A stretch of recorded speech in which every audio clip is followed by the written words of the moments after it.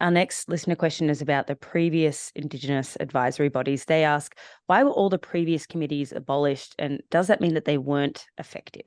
Well, this is our great challenge, and it's why we want the advisory body constitutionally enshrined. Because in my lifetime, we've had 5 different bodies. It started with the NACC, the National Aboriginal Consultative Committee, in 1973, and there's been variations on that. And what we find is that as governments change, they dismantle these things that we set up.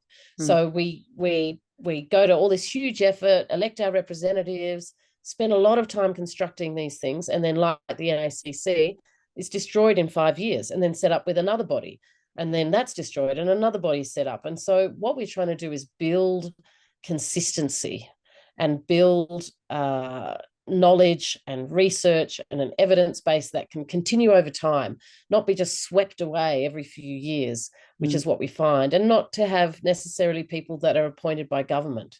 One of the principles around the voice is that it be elected, not selected, elected by Aboriginal and Torres Strait Islander people. Your father, Charles Perkins, was elected to the Indigenous advisory body, Atsic, and also headed it up for a year or so, I believe.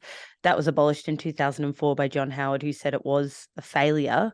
Was it? Well, it wasn't an advisory body, actually. It was much more than that, because unlike this advisory body that we're talking about, it had a number of functions. It could give grants, run programs, and it actually did, over its 10-year period, build up a huge body of evidence and policy and leadership, Indigenous leadership as well. Atsic did some very good things. It had some failures, as all institutions do. I mean, if we looked at the Parliament and looked at all of the failures that it has had and all of the problems it has encountered, but we still persist trying to improve it. And one would have hoped that that would have been the path that was taken with Atsic, but no.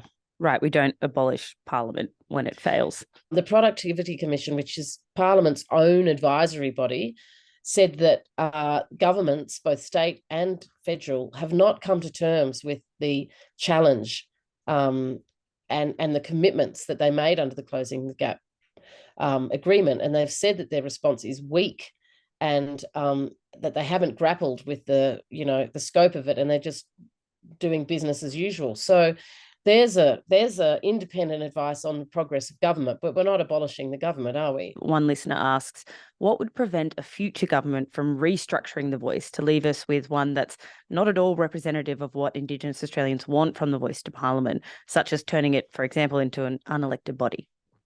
I mean, we don't want to return to hand-picked representatives of government speaking on behalf of communities. We want the grassroots voices to come through. But yes, the voice is in the hands of government. The shape of the voice, the powers of the voice are in the hands of government. And hopefully there will be elected Aboriginal representatives that will continue to insist that the voice be shaped in partnership with Indigenous people.